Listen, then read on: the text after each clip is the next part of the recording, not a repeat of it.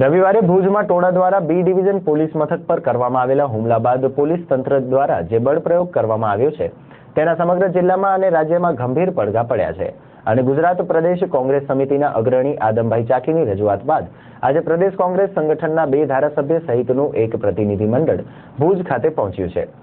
આજે સવારે પાટણના ધારાસભ્ય જ્યોતરામભાઈ પરમાર, વાંકાનેરના ધારાસભ્ય જાવેદ પીરજાદા એ લઘુમતી સેલના પ્રમુખ ગુલાબખાન રાયમાં ભુજની મુલાકાતે આવ્યા હતા। આ મુલાકાત દરમિયાન તેમણે કોંગ્રેસના લઘુમતી આગેવાન આદમભાઈ ચાકી સહિતના આગેવાનો સાથે પરામર્શ કર્યો હતો અને ત્યારબાદ બનાવ સ્થળની મુલાકાત લઈને પરિસ્થિતિનું જાત નિરીક્ષણ કર્યું હતું। આ ઉપરાંત પીડિત લોકોના પરિવારની પણ પ્રતિનિધિમંડળે મુલાકાત લીધી હતી તેમજ સમગ્ર ઘટનાની તટસ્થ તપાસ થાય તે માટે પણ માંગણી કરવામાં આવી હતી। કોંગ્રેસના પ્રતિનિધિમંડળે આ અંગે ચંચળ ન્યૂઝ સાથે વાત કરી હતી। રજૂઆતો વિવિધ પ્રકારની થઈ છે।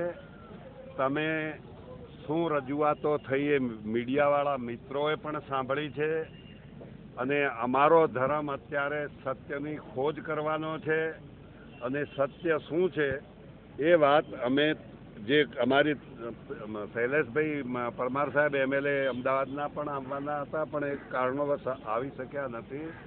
આજે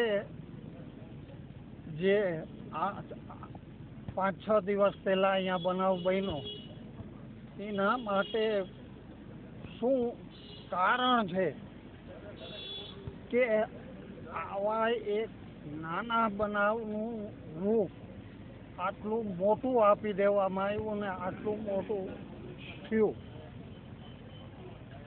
અમે અત્યાર સુધી ઘણા બધા માણસોની રજૂઆતો સાંભળી છે અને આના પછી હું જોઈતાભાઈ પટેલ, રાયમા સાહેબ ત્રણેય પોલીસ સાથે પણ ચર્ચા કરવાના છે। રજૂઆત તો ઘણી બધી આવી છે, એના સાથે સાથે રજૂઆત તો બે તરફની જ્યારે વાત ન સમજી લેવાય ત્યાં સુધી કઈ રજૂઆતમાં કેટલો દમ છે એ કહી શકાય નહીં અને જે રજૂઆતમાં દમ